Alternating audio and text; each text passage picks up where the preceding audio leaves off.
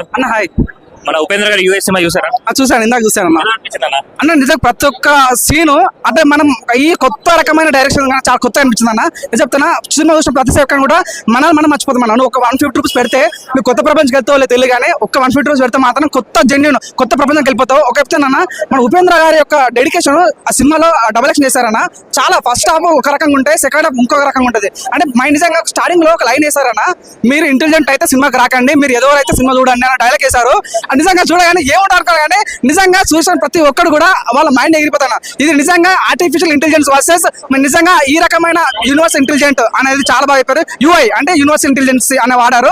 చాలా కొత్త అనిపించిన సినిమాటోగ్రాఫ్ కానీ డైరెక్షన్ కానీ నిజంగా ఈ కన్నడ మూవీ దేవుడు అయిన కానీ తెలుగు రావడం చాలా బాగా అనిపించింది.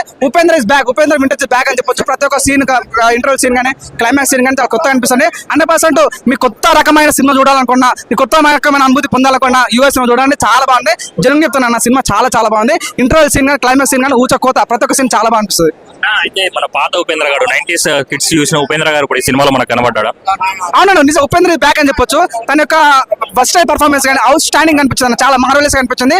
ఆ లుక్స్ మెయిన్ గా నాకు మెయిన్ నచ్చింది లుక్స్ కానీ డైలాగ్ డెలివరీ కూడా చాలా కొత్తగా అనిపించింది అన్న. ఆ డైలాగ్ డెలివరీ అయితే ఆడియన్స్ క్రేజ్ పిచ్చెక్కించుకునే లెవెల్లో ఉందా? అంటే అప్పట్లో మనం ఎక్కించుకునే వాళ్ళం, ఇప్పుడు ఈ జనరేషన్ ఎక్కించుకుంటారా ఆయన సినిమాలు చూసి? సీన్ ప్రతి ఒక్క సీన్ క్లాస్ పెడతామని అంత కనెక్ట్ అయిపోతాం అంటే ప్రతి ఒక్క బాగుంది. యుఐ సినిమా చాలా చాలా బాగుంది. అందరూ చూడాలి, మనస్ఫూర్తి కోరుకుంటున్నాను. ఓవరాల్ గా రేటింగ్ అంటే నేను 5కి 4.5 ఇస్తాను.